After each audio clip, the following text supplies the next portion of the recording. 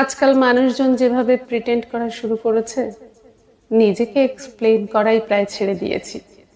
আমার ব্যাপারে ভালো ভাবলে ভাবুক, খারাপ ভাবলেও ক্ষতি নেই।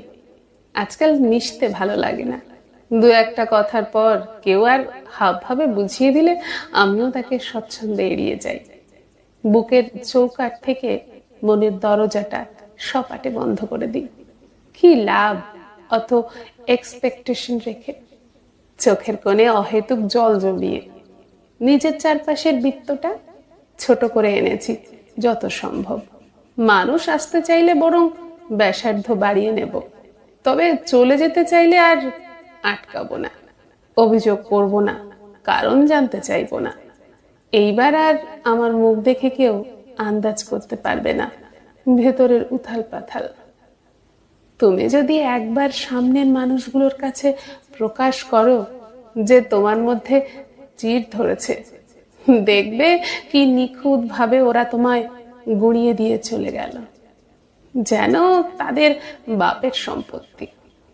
অত সস্তা না হয় নাই হলাম।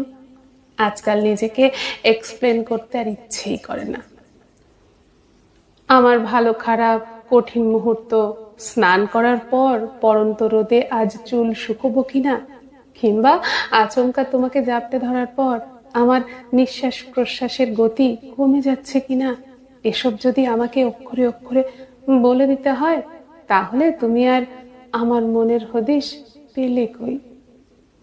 তোমাকে একটু আধটু আবিষ্কারক তো হতেই হবে। কাঠখোট্টা মধ্যবিত্ত জীবনে হঠাৎ একদিন নতুন আফটার শেভের গন্ধটা পেলে, অথবা বেলি ফুল জুত করে খোপায় রাখা থাকলে, বুঝে নিতে হবে আমার জীবনে তোমার অধিকার ঠিক কতখানি। সামনে ভালো আছি বললেও তোমাকে ছাড়া ঠিক কতটা খারাপ থাকবো, এটুকুর আজ যদি তুমি নাই পাও, তবে আমাকে পুরোপুরি রাখতে পারলে কই? চিৎকারগুলো তোমার সামনে অপ্রকাশিতই থাকুক, তবে তোমার কপাল ছুঁয়ে ঠোঁটে নেমে আসার মুহূর্তটায় যদি আমার নীরবতাটুকু শুনতে নাই পারো, তাহলে আর সেরকম ছোঁয়াচে হলে কই? মনের দরজাটা কখনো হুটহাট করে খুলতে নেই, জানো তো?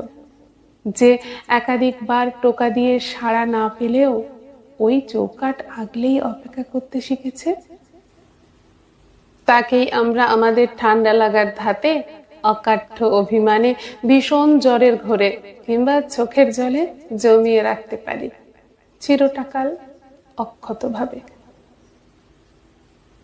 নমস্কার।